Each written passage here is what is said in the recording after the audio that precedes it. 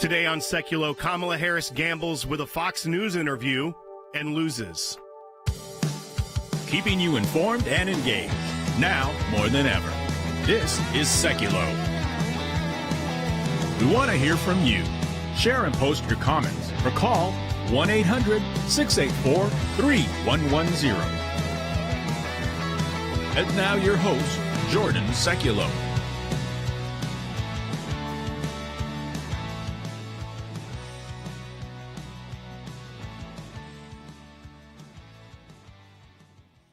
Welcome to Sekulow, everyone. This is Will Haynes. Jordan Sekulow is joining me remotely. We will get to him in just a second, but we have a lot to talk about today on the broadcast. We have a major Fox News interview that Kamala Harris conducted last night with interviewer Bret Baier.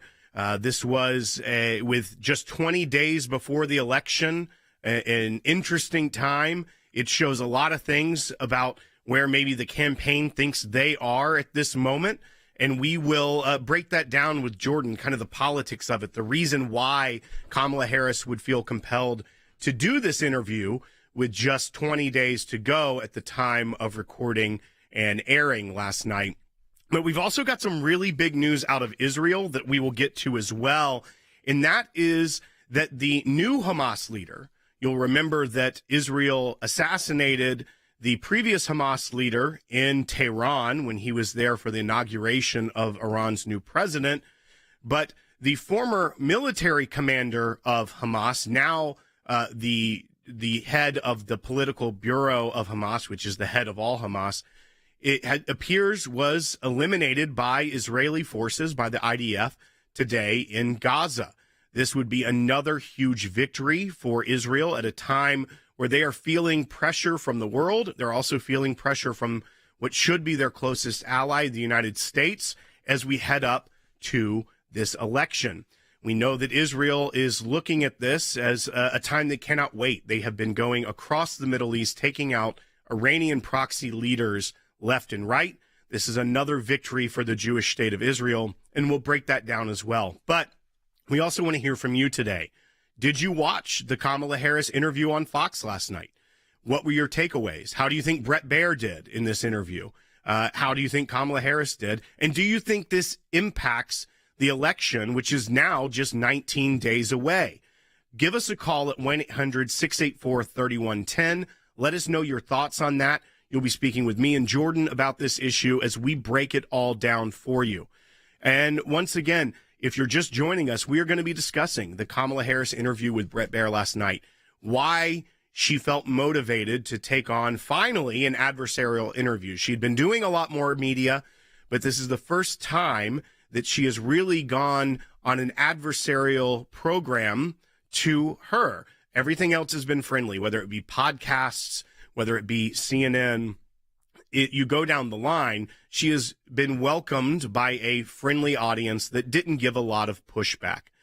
But now we see that she finally decided to go to Fox News. Why, 20 days before the election, did her campaign feel this was a necessary step? And we have some interesting insight that I think that you're going to want to hear when we get back from this break with Jordan. And I think that I'd like to hear why you think that she decided to do this with just 20 days left to the election on November 5th. Call us at 1-800-684-3110 to be on air. We'll take your calls throughout this program today. But I also want to let you know we are just 19 days away from the election, and the left is aggressively fighting against election integrity. If you get our emails, which I encourage you all to do, go to aclj.org to sign up. You'll be getting one about this today, but it's a new step that the ACLJ is doing to defend election integrity in this critical season. The Biden-Harris DOJ just filed a major lawsuit which would allow illegal immigrants to vote in the state of Virginia. They are trying to ban a state from removing non-citizens from their voter rolls. They're on the voter rolls. Virginia's just trying to take them off. And the DOJ doesn't want that to happen. We are preparing to file a vital amicus brief in federal court to stop this dangerous assault on democracy. We could be in court as soon as today. Become an ACLJ champion at aclj.org today. More than 70% of people tell the country is on the wrong track. They say the country is on the wrong track. That track follows 3.5 years of you being vice president and President Biden being president. That is what they're saying, 79% of them. Why are they saying that? If you're turning the page, you've been in office for 3.5 years. And Donald Trump has been running for office. But you've been the person holding the office. Come on. Madam You Vice and I President. both know what I'm talking about. Her record is not possible to explain away to the American people. And so she dipped and dodged questions for 25 minutes. That's not leadership. There are a number of examples where she is lying about her past positions in order to try to create this new version of herself that she thinks will be more palatable to voters. And it's offensive, in my view. If you can't face a media interview in America as a Democrat, how are you going to face Vladimir Putin? How are you going to look down the regime in Beijing, China? How are you going to face down the mullahs in Iran? After all these weeks on the campaign trail, she just went to the canned lines from her speeches, just reciting things she's been saying at her rallies. I mean, it's just a disaster. But then really, I think the most appalling aspect of this was how she came across, as if she was just offended at even being challenged on anything. Kamala Harris was trying to have a viral I'm speaking moment here, but it really fell flat because she spent more time telling Bret Baier that he was interrupting her than she did giving concrete policy ideas as to how she's actually going to improve the life of the American people right now. For people who were Kamala curious, that wasn't going to satisfy them. And then at the end to say, I'm going to be very different from Joe Biden.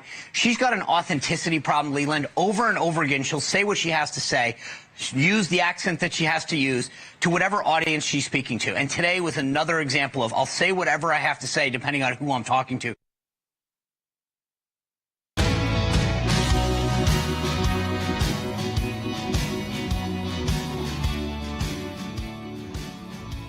All right, welcome back to Sekulow. This is Jordan Sekulow. As you're noticing, likely, I am not in the studio.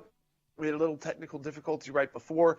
But Will Haynes is in the studio for us. I am on the road speaking out on why it's so important to get out the vote and make sure, if you've got early voting in your state, to make sure you're taking advantage of that your friends are taking advantage of that. It's being tracked right now by the media. So we'll be on the road speaking to voters, getting them fired up, and also letting them know that if they do face any voter integrity issues, the ACLJ will be there for them. And Will, I mean, we will get to that a little later in the broadcast about one of the first cases we'll be filing in, but people can always contact us at aclj.org/help. That is the place to go if you think there is something going on, and it has to directly affect you. So where you tried to vote, or are you a poll worker that wasn't allowed to do the right thing or isn't sure what to do, contact us at aclj.org/help. But Will, I want to go to you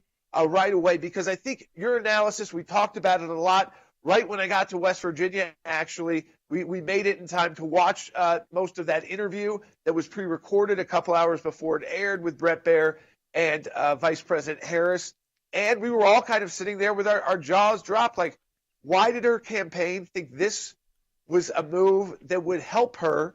And all of us came to that same conclusion, which is the polls they see must be much worse than any of the national or state polls that we're seeing outside of the campaign. That's right, Jordan. And kind of the analysis that we look at it as is that, one, her campaign must be to some degree a little freaking out that there is bad poll numbers internally and that she needed to do something here.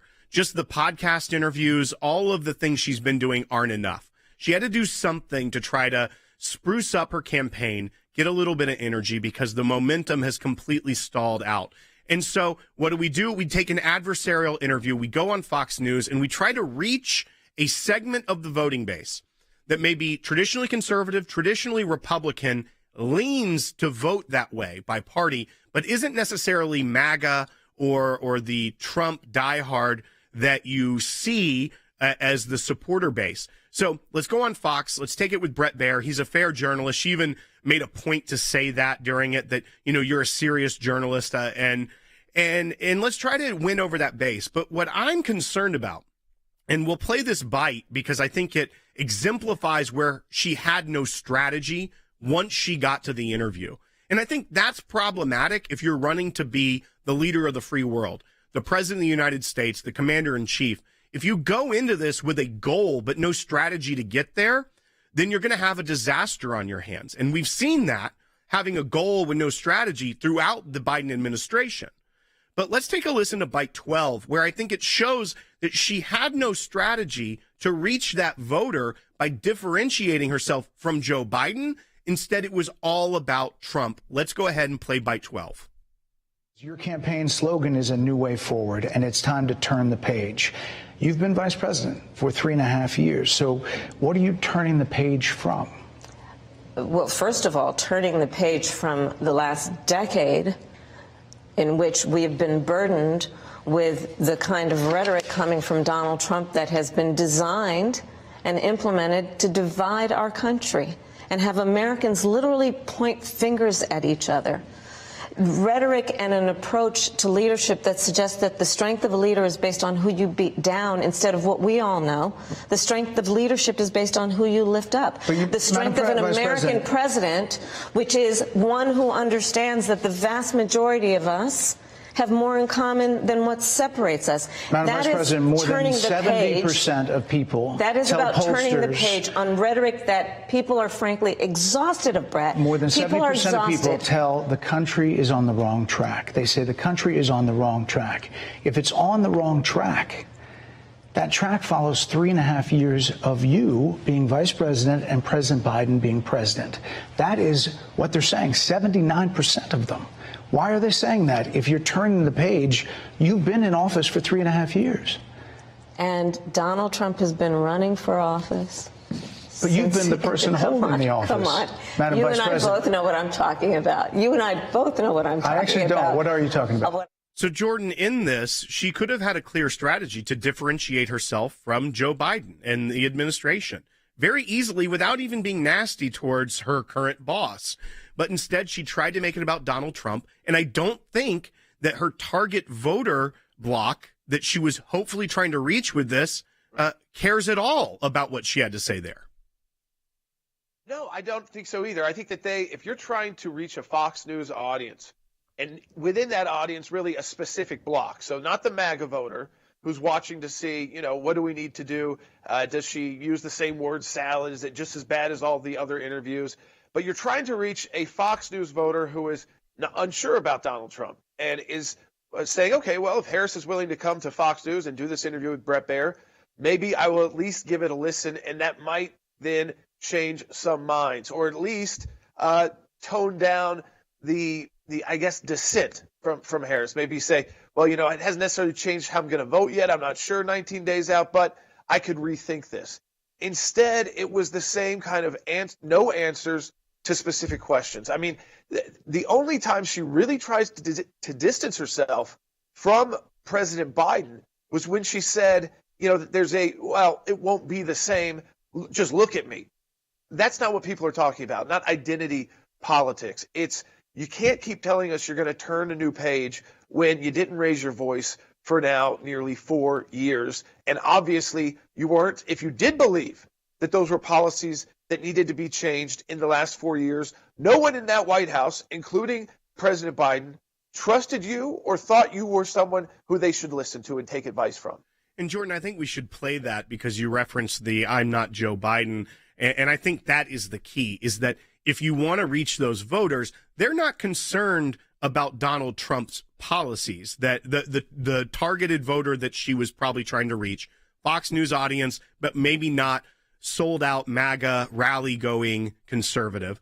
But instead of taking the time to say, look, Brett, constitutionally, I'm the vice president. A lot of these things I didn't have the ability to do. You can keep saying I was in power, but I am a support role to the president. That's why I'll be different. A layup answer she could not utter. And I think to some degree, she's still concerned about her relationship with Joe Biden. But let's go ahead and play bite 11 because Bret Baier gives her so much opportunity to extrapolate this, to really lay out why she will be different. And she just can't. Let's play bite 11. You said turn the page, Madam Vice President. You were asked on 2 different shows last week what, if anything, you would do differently than President Biden. Here's what you said. Would you have done something differently than President Biden during the past 4 years? There is not a thing that comes to mind in terms of, and I've been a part of most of the decisions that have had impact. Under a Harris administration, what would the major changes be, and what would stay the same? Sure. Well, I mean, I'm obviously not Joe Biden. I know. And so that would be one change in terms of, but also I think it's important to say with, 28 days to go, I'm not Donald Trump. So you're not Joe Biden, you're not Donald Trump, but nothing comes to mind that you would do differently? Let me be very clear. My presidency will not be a continuation of Joe Biden's presidency. And like every new president that comes into office, I will bring my life experiences, my professional experiences, and fresh and new ideas. I represent a new generation of leadership. So, Jordan, right there, a very softball way to do it, gave her plenty of time to even think about it by playing 2 sound bites. So he's being gracious to the vice president by allowing that, and still just a very broad brush, generalistic answer. Yes, which is all we've gotten from Harris. And I think this is the frustration of voters when you're getting 19 days out and you can't be more specific than what she did with Bret Baier. I mean, again, he gave her an opportunity to actually come out with a different explanation for what she meant in those interviews and what she means with turn the page, and this is going to be something new. But I think what's happened, Will, to this campaign so far is what you said. The Republicans are on the ground. We're doing the work that you need to do to win elections. A lot of this now is getting people to vote in early voting and then getting people to make sure on election day that they get out and vote and they are excited. So messaging is very important. There's sometimes these surprises. But the second part is this, and we can talk about it more in the next segment of the broadcast. Her pick for vice president has done nothing but damage the Democrat Party. And the way he tried to portray us as weirdos has backfired. I don't like using that term about human beings and about fellow Americans, but that's what he did. And that's why at the ACLJ, we're fighting back. Because when they use names like that, you know what they're doing? They're targeting you. And we're going to talk to you about how they're targeting voters in Virginia and how the ACLJ is going to be involved in one of the first, I guess, the general election lawsuits of the general election season of 2024. So join us at aclj.org and donate today.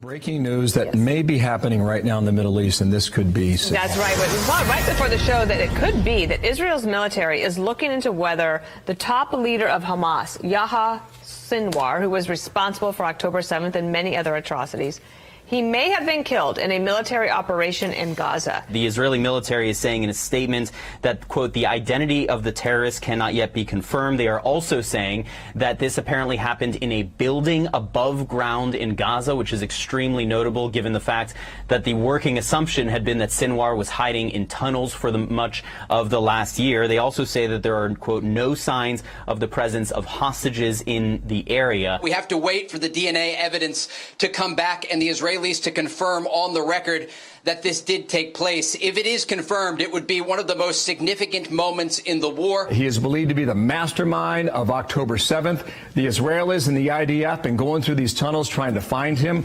It was about a month ago when he made the request for a peace deal that would give him safe passage to Qatar and spare his life.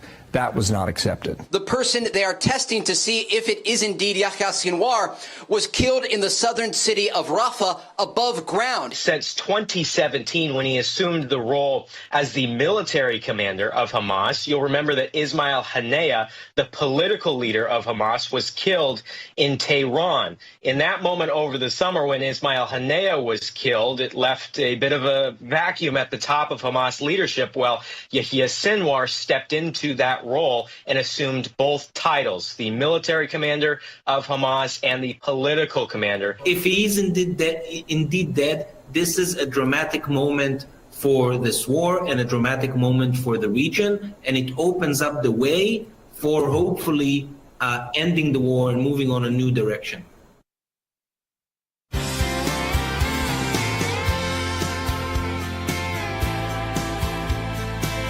All right, welcome back to Sekulow. This is Jordan Sekulow. As you can see, traveling again, getting out again, talking to voters, talking to the American people here in West Virginia. An ACLJ alumni, looks to be the next Attorney General of the state. So we've got some big announcements coming there after the election season, but also that, it doesn't really matter where you live right now. I think just to take a minute, but if you are in a deeply red state or a deeply blue state, in either of those kind of states, it's important for you as a conservative to get out and vote. We know that there are efforts underway from the left preparing for, if Donald Trump wins, to try and illegitimize his presidency by saying, he might have won the Electoral College.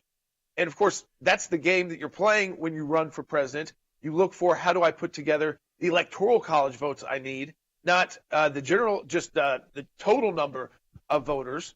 But there are also states that are looking at trying to subvert the Constitution by saying, we're going to adopt a policy that says, as a state, we will just give our electoral votes over to whoever wins the popular vote.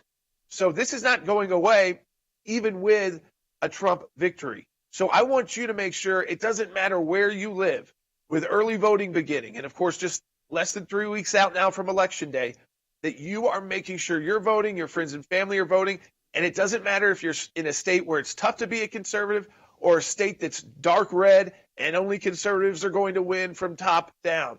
Your vote matters to the whole national issue that the Democrats are ready to turn on us after Election Day if they suffer a big defeat at the presidential election. So I just wanted to make that note there. We also will have that breaking news. We are looking for confirmation, of course, from Israel that Yahya Sinwar, who was the head of Hamas, he was the head of Hamas after Ismail Haniyeh was taken out by the IDF inside Tehran when he made a brief visit outside his apartment in Doha, Qatar. He was the, quote, political leader of Hamas.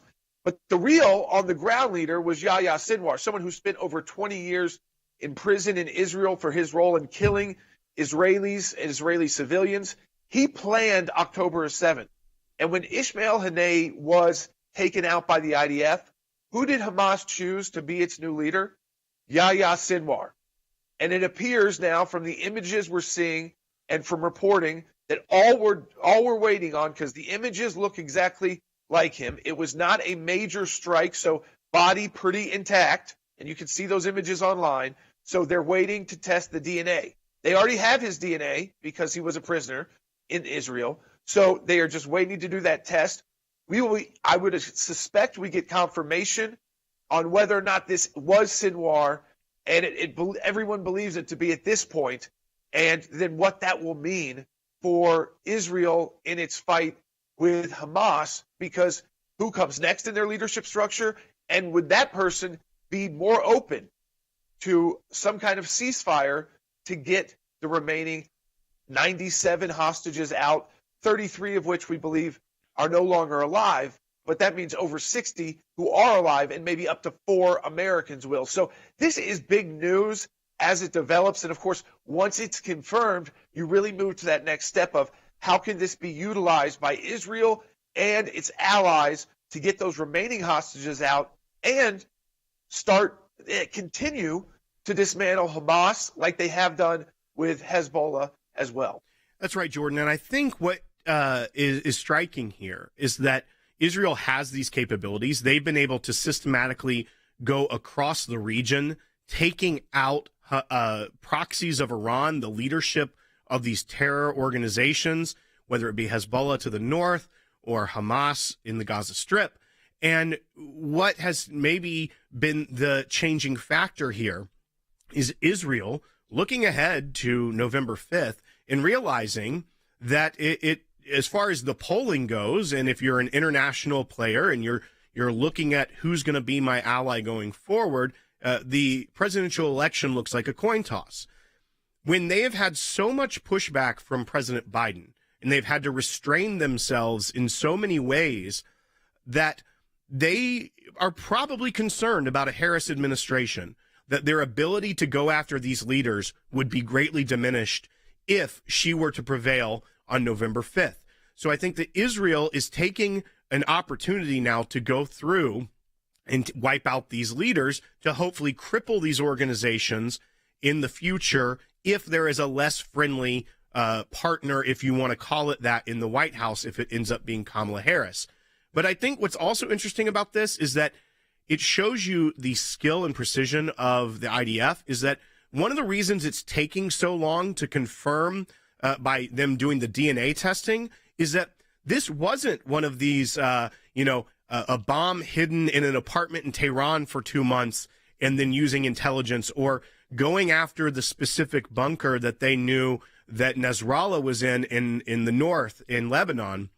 This appears to be a patrol by the IDF, a routine patrol in Gaza, where they saw armed terrorists and they engaged a target, and they, by happenstance, by providence, if you will, were able to take out the leader of Hamas. So we will see that confirmation hopefully shortly, but that's also why there wasn't a large intelligence operation, that they already knew that was their target in there.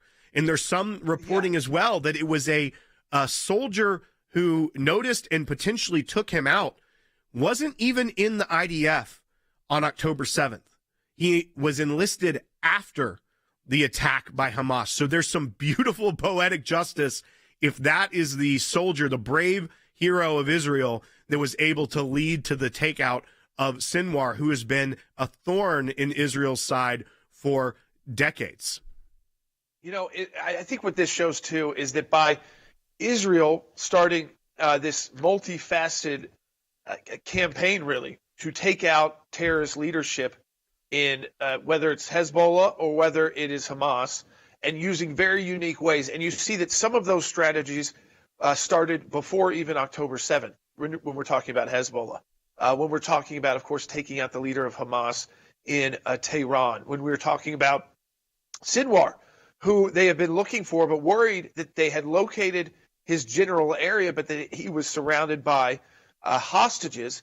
And it appears, Will, like in this situation, as in others, like Ismail Haniyeh's, he believed that maybe because Israel had been focused a little bit more on the northern front than the western front in the Gaza Strip, that he could move around a bit more to stay in command, because there was some question about whether or not he was even being able to effectively command the Hamas militant wing and military wing, which is their terrorist wing, to continue these attacks. So he obviously put his head above water, so to speak, and by doing so exposed himself to an IDF that was ready to go. And again, we want to get final confirmation, obviously, but when you take out leaders like this, it is very important, and it has changed the narrative about Israel.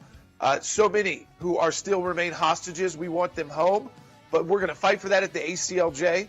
But let's not forget why Israel is such a great ally, because they know how to kill terrorists. And we need allies like that to help us. Support the work of the ACLJ at aclj.org. Folks, election integrity is going to be a core focus leading up and even after Election Day. Donate today to help our efforts at aclj.org.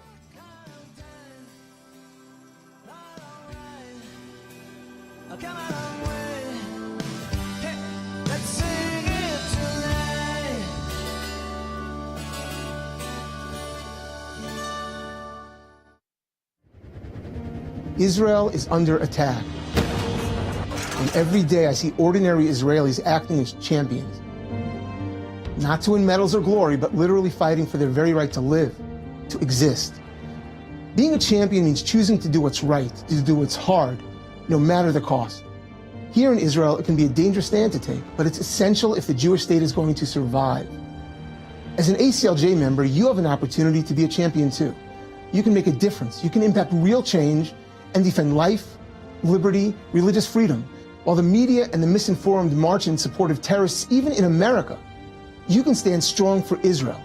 By becoming a monthly donor, you can become a champion of life, a champion of liberty, a champion of freedom, a champion for Israel. Become an ACLJ champion. Go to aclj.org champions now.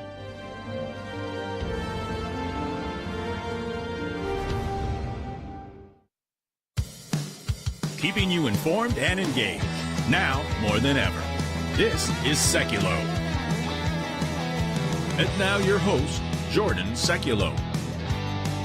Folks, I am on the road once again, and we have been on the road making sure that everyone out in the country knows that the ACLJ will be there for them. One, if they feel like there's any election integrity concerns that they are experiencing, if they've got questions as early voting begins. We've also been talking in red states and blue states, too. We don't ignore those for two reasons. One, just because it's a blue state or red state doesn't mean there's not tight races inside the state that will determine the balance of power in the U.S. House, in the U.S. Senate, or in state government and local government. And we have seen through battling to make sure that Donald Trump was even allowed on the ballot, in the primary ballot, on the case we took all the way to the U.S. Supreme Court and won, representing the Colorado Republican Party.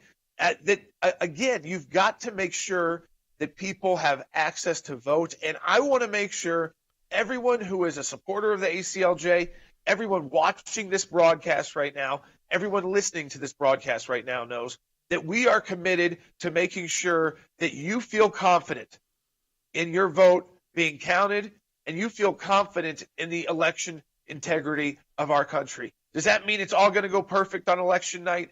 No. But do not be discouraged. And surely, let me tell you this, don't believe for a moment that your vote won't matter or that it's somehow not going to get counted. We cannot win if you do not vote. I mean, it's the bottom line. We can't win if we don't show up. And as our good friend of ours, of course, colleague Rick Riddell says, we need to swamp the vote. It is the message I am hearing from leaders across the country, from state to state. They know the significance of getting the votes. And they also are starting to realize, and I want to talk to people about this at 1-800-684-3110, that the left is willing to do anything, including filing lawsuits, which we're going to talk about. They already had to try to take off Donald Trump, but even right before the election, to challenge who can legally vote or not. That's right, Jordan. And also, if you want to join in on this conversation, call us at 1-800-684-3110. Tell us what you thought about Kamala Harris's interview last night. If you thought it helped her, if you thought it hurt her, tell us how you thought Bret Baier did interviewing her. There was a lot of criticism that he was going to be the one that was going to be interviewing her by some on the right. But then there was also those on the left that said it's Fox News. He's playing to an audience of one, and that would be Donald Trump. So give us a call, 1-800-684-3110. But this election integrity issue, Jordan, that you bring up is very important to us. We are going to be talking in the next segment about ways that we are already engaging and looking forward. But I want to point out something, too, that Jordan said about how if you're in a red state and you're voting for conservatives and you think it's a foregone conclusion, there's another reason to be locked in and vote no matter what in this election. And that's because there are many leftists right now trying to subvert the Constitution and go around the way that our elections are decided. There's something called the National Popular Vote Interstate Compact. Jordan and I have talked about it many times. I think it's something that we need to look more at and more people need to know about. But there are states that are pledging that if they get enough states to band together, they're essentially making an interstate compact, that if they get enough, that they could reach 270 electoral votes amongst those states. They won't count their state vote tally for who wins their electoral votes. They will only look at the popular vote for the whole country. They will disenfranchise their own voters for the sake of going to a popular vote. And therefore, they would get around the loophole of the Constitution. I think it's very dangerous, but I think that's what you're looking at. So when you say, the Electoral College is all that matters, that's true. But there are even ways that the left is trying to subvert the Constitution, even right now. They already have 209 electoral votes signed on to this. So this is a real threat, and I think we need to look at this as well, Jordan. Absolutely. And we need your support at the ACLJ. So we're launching, of course, an election integrity effort for these final 19 days and for whatever happens after Election Day. We've been ready to go in the past. We're ready to go now. You go to aclj.org/help if you feel like there's any issues, even with early voting in your state. And we need your support so we can get our lawyers across the country to defend your rights at aclj.org. Donate today. We'll be right back on Sekulow. a bit of an interesting fact that happened over the weekend. One of the guys who works here, I'll leave his name redacted, had moved here from California many years ago now, 4 years ago, had moved to Tennessee from California, like a lot of people have, made their way to the Nashville area. And what shows up in the mail for him? Multiple different ballots, because we are seeing this still happening around the country where people are starting to already receive ballots from places they don't live. They haven't lived in years. I know you saw that, Jordan. You had that happen last time. 3 last time I was in this studio, and we had moved here and had 3 live ballots. Now, that was supposed to be because of COVID. Yeah. Too. That was not supposed to be because of what is the California reasoning behind this? Are they now just mailing live ballots? And he hasn't had it's not a request. No. And see, I think this is what you have to be. This is what we got to stay on top of what's concerned happening about as conservative voters. Is these are not requests for absentee ballots or requests to vote early or something like that. This is a live ballot. So if you're a bad actor and you know that all of these live ballots that are official, that if you turn back in are going to get counted. Yeah. They're real. So bad actors, they know they're out there in the mail. They know that they're going to people that aren't there anymore. I mean, that does open up the door. Yeah, you can look at it. There's a lot of different, you can see the image now that's on the screen of all the different things that showed up in the mail. So this is happening. We at least know it's happening to some people who work here, that they're getting these different mailers. The official ballot for Los Angeles. Yeah, I mean, that's pretty wild when he hasn't lived there in many, many years, that these things are still happening. And look, we don't know what the truth is, why they're doing it. If you're out in states and you are starting to get not requests for ballots, but have you gotten a live ballot? And they all say that, official ballot or live ballot. Contact us through ACLJ.org.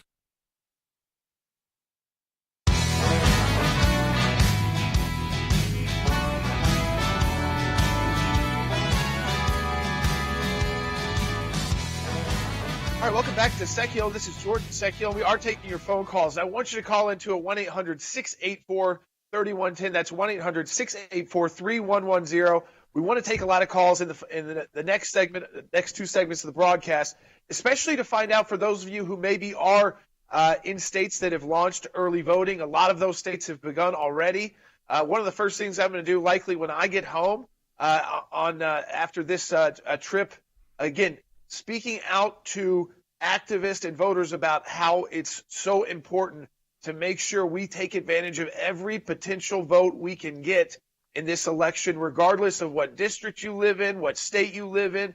If you live in a red one or a blue one or a purple one, it doesn't matter. We need to get the numbers up and we need to get the voters out. And we need to make sure that this whole idea of, well, I don't know if my vote's going to count. Let us worry about that as the attorneys on leading up to Election Day and following Election Day. What we need you to do first is show up and actually cast a vote. Because if you don't do that, we're not able to then challenge anything that we believe and may have gone wrong and needs to be challenged in court either on Election Day or right after Election Day. Nothing to challenge if you don't actually show up. And you got to show up in big numbers. So we want you to call. We want to hear from you on the show today. What's it like on the ground in your state?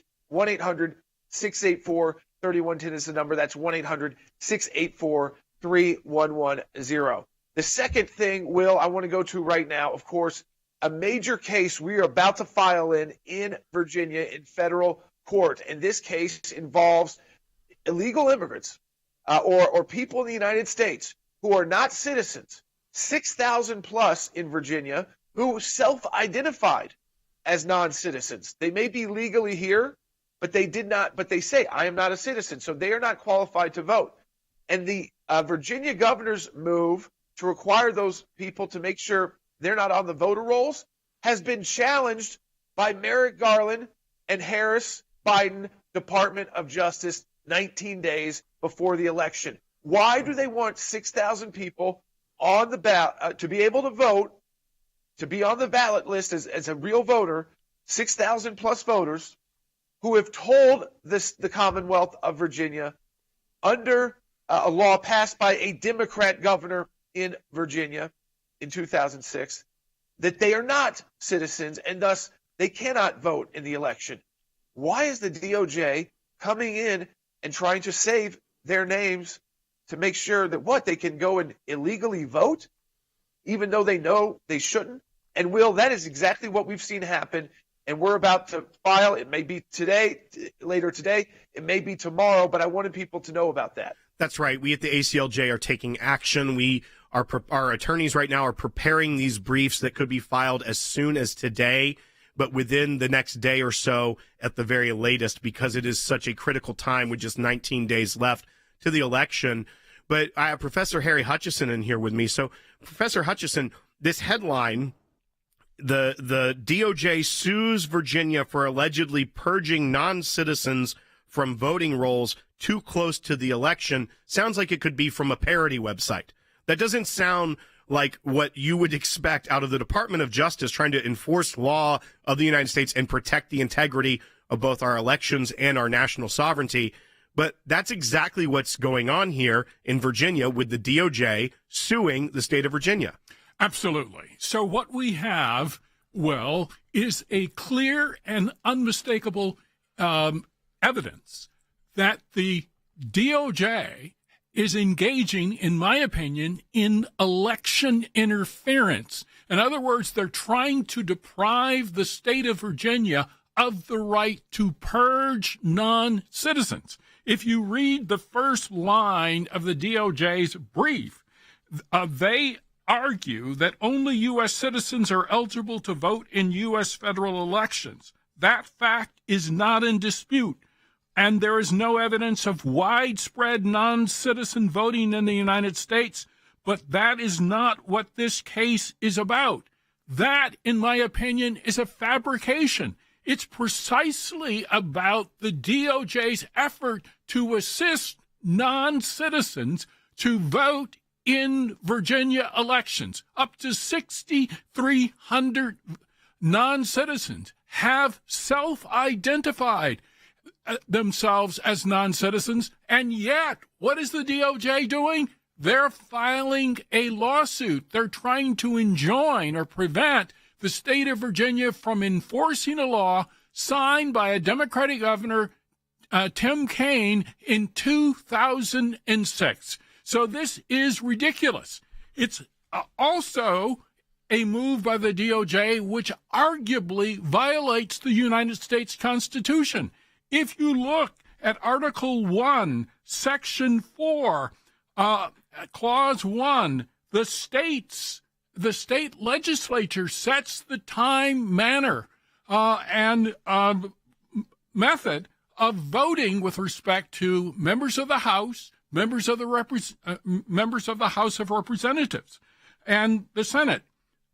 Also, if you look at Article 2, Section 1 of the Constitution, it talks about voting for the president. Who sets the rules? The state legislature. So the state legislature of Virginia has acted. Governor Youngkin is following the law, and yet the DOJ is intervening. And Jordan, what we're seeing here is a time for ACLJ to take action as well. Right. I think it's also important that governor that signed it into law, remember, you may have forgotten, that was Hillary Clinton's running mate. So this is someone who was on a national ticket and probably thought this was a good law to maybe have when he was the governor of Virginia. But the DOJ is taking action here in what reeks of election interference.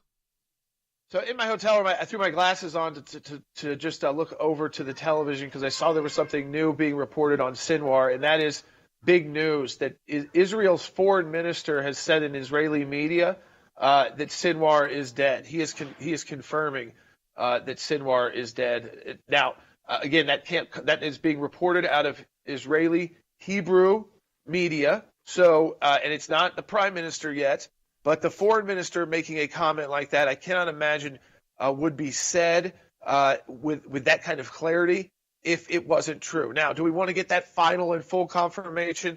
Absolutely 100%.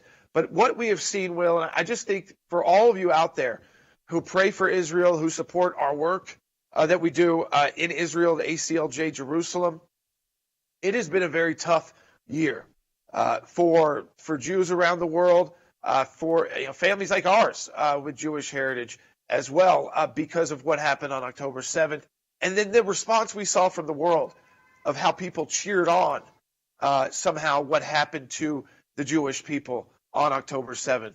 And what I believe is that the IDF will and the Mossad and the Shin Bet has once again over this last year shown their tremendous capabilities in taking out terrorist leaders very close to their homeland in using very unique ways.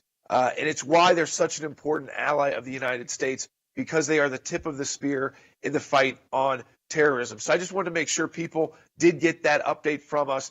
And on the issue involving Virginia, listen, we are going to be involved in this. It sounds outrageous. As Harry said, you've got the U.S. Constitution says the states have the power. You've got a Democrat law put into place by Tim Kaine, of all people, in 2006. But the DOJ, so that's Biden-Harris, and of course the DNC, I mean, put it all together, it's 19 days out, is filing a lawsuit trying to prevent Virginia from taking 6,000 people off the ballot who told Virginia voluntarily that they aren't citizens.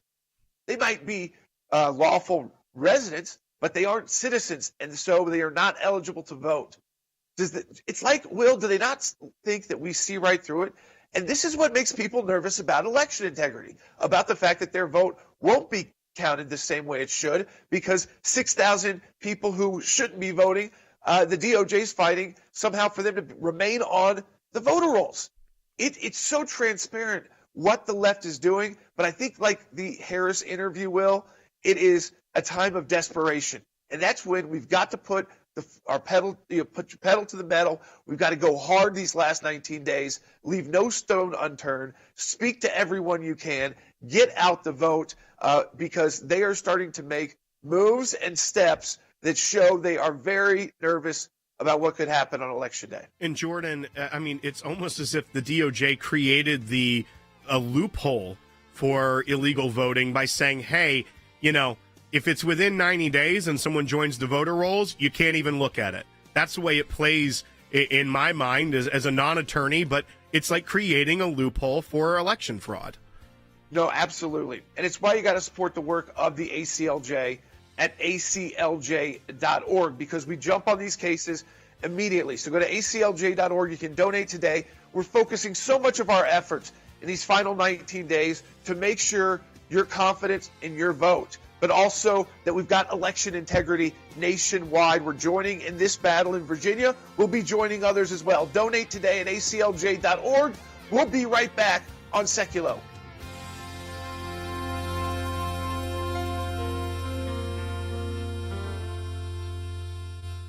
More than 70% of people tell the country is on the wrong track. They say the country is on the wrong track. That track follows 3.5 years of you being vice president and President Biden being president. That is what they're saying, 79% of them. Why are they saying that? If you're turning the page, you've been in office for 3.5 years. And Donald Trump has been running for office.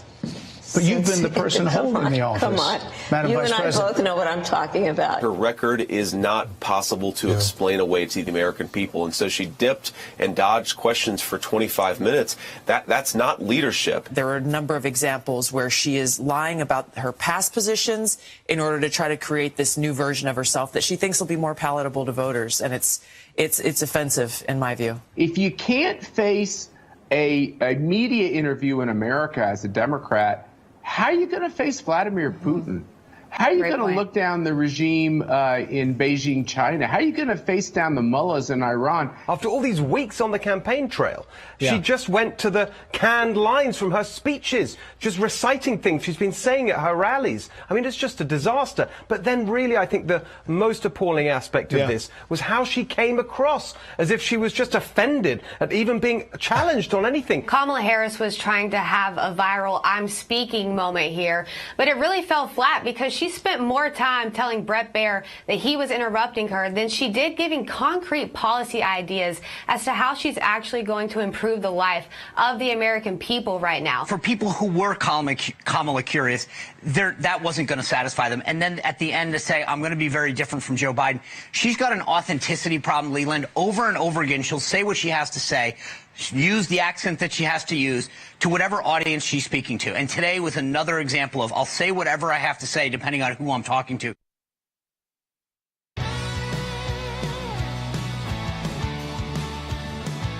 All right, welcome back to Sekulow. For this final segment, I wanted to make sure we could get to those callers who've been waiting to talk to us. I'll be back again tomorrow, joining you live here out of West Virginia right now. But we are traveling the country, making sure, again, election integrity is secured, making sure people are excited and understand why it's important for them to vote, whether they live in a deeply red state, a deeply blue state, because of some of these ideas that the left has, if there is a Trump victory, on how to undermine that victory in the short term and also in the long term with trying to subvert the Electoral College. But Will, with the big news out of Israel, obviously getting more and more confirmations about the successful attack, removing, deleting, eliminating the Hamas leader, Yahya Sinwar, who planned the October 7th attacks that killed, it was the deaths of more Jews in a single day since the Holocaust, over 1,000. There's still hostages remaining, and how that will impact that. But I do want to get to the phone calls. Yeah, let's go to Charles from Alabama. He's been holding on. Thank you for holding on, Charles. You're on the air. I'm going to say this to everybody that's voting. You vote not out of emotions. You vote with your heart. You vote with your mind. And you vote for the person that politics that fits what you want. I tell people this because we let race get involved in this thing. My daddy had to have surgery, sir. You know who worked on him? She was an Italian doctor. I didn't give a care whether she was white, black, Italian, straight or gay. Save my daddy. That's what I wanted her to do. When we start involving race into this thing, that's when we lose focus. Donald Trump is the right person for the job. He run the country like a business. That's why he's so successful. Look at him. He's a billionaire. You think he became a billionaire because he said, I'm Donald Trump? No. He became a billionaire because he was very smart. And he was taught by his daddy. He was taught by the very best. Now, me... I think this is exactly right. And I appreciate your phone call and being so direct. You want people to be president or leaders. And I think the surgeon analogy is almost perfect, because you want the best that you can get at the time. Who do you have who is best available to run the country? Who do you have that's best available to help your family member out? And at that point, the skin color, the background, none of that really matters. Sometimes even you go to the personal life and you go to, wait, this is someone I see. I looked them up. They're a great doctor, or this person's been a great leader, and I saw their policies in action. So that's how it impacts me the most. I can decide if I want to engage with them a lot on social media, if I want to follow the news closely after they're elected. But I can also just go back to knowing that someone I trust is in charge, and I don't have to live the day-to-day if I'm not interested in that. Will, I think that the left wants people to think that you have to live that day-to-day if you vote for Donald Trump, and that's just not the case. Well, and I think we're going to get some more calls here in a moment, but I think what Charles's point was exactly what we said at the beginning of the broadcast, is that Kamala Harris doesn't understand the American people. She doesn't understand who she's talking to, because the left is so fixated on identity politics in saying that if you are this group, this demographic group, you have to vote this way. And it hurts their brains to understand that people don't just vote based off of their demographic labels. They vote because of what they think will be best for the country, best for them when it comes to the economy, or even their national security. And I think Charles proves that point of why she did so poorly on Fox News last night, is because she doesn't understand that. She still thinks about identity politics, and that's the only way to vote in this country, is if you fit into this box, you vote for me. And if I can get enough of these boxes coalesce together, I will win. And that's just not it. So let's go ahead and go to Lou from Washington, who's calling on line 2. Lou, you're on Sekulow. Hi, thanks for what you do and for the breaking news about Israel. The last caller was right on. And thanks to everyone who's going to go out and encourage and disciple another voter. We really need to disciple them by educating them. And I watched the debate. I thought she did terrible. And I know this is a little off the cuff, but she was so angry and she was so bashing Trump and so vague. And her style was speaking quickly this time with such anger. I wondered if they had her on some sort of drug like it seemed Biden was at times. Well, Lou, listen, I think. Yeah, go ahead, Jordan. Yeah, I think. Listen, I think Harris is her own person, but she's obviously got no new policies. She's got a slogan that says she's got new policies. And if she did have any policies that she tried to put forward to the Biden administration when she was vice president, no one thought she was someone they should take seriously because none of those policies got implemented. And I'd say the second point is, listen, we're seeing desperate acts. But I don't want anybody to see the desperation on the left and think that this is somehow over. We're 19 days out. We'll probably have about half the votes in by early voting on Election Day in states that do vote by mail. But we're also going to have, again, the other half of the vote coming in, and probably a little bit more than that, on Election Day. And that is why anyone can win right now. 19 days is still a very long time politically. But there's obviously we should take advantage of each moment. And there's a moment going on right now where it looks like on the left, especially inside the Harris campaign, Walz has been a disaster, an absolute disaster. In fact, I mean, he's actually disturbing to me, the language that he uses about people and then the actions that he follows up with. You know, Mr. Knucklehead, self-described, by the way. I didn't call him that. He called himself that. But then wanted to call you weird. I mean, that was bizarre. And then second, you know, he's running with someone who just uses phrases and then gets caught in those phrases. What does she actually believe about Israel? It takes two different answers to CBS. Do we have time, Will, to get to one more call today? Yeah, we have about 2 minutes left in the broadcast. We're going to go to Demetrio calling from Washington State. Demetrio, you've got just quickly here, but I wanted to get you on the air. You're on Sekulow. Hello, gentlemen, and thank you very much for allowing me to speak. Two things real quick. First, want to say thank you to Bret Baier and Fox News to address and ask a very actual question, very good questions to Kamala. And he did outstanding, I believe, and she was pinpointing fingers. Actually, what she was she was saying again towards the Trump, but she was doing exactly the same. You know, no policies, nothing solid.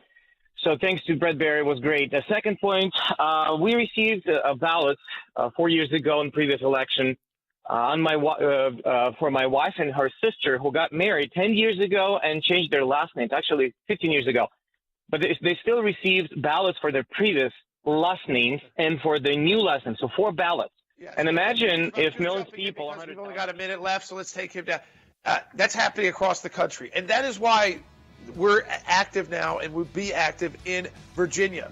So we're filing there, where 6,000 people said we are ineligible to vote because we are not U.S. citizens. The governor trying to remove them from the ballot rolls. And who came in to file the lawsuit? The Biden-Harris DOJ. Well, the ACLJ is fighting back because of your support to the ACLJ. So let me encourage you, if you care about election integrity, you need to support the ACLJ today. You go online and make a donation at aclj.org.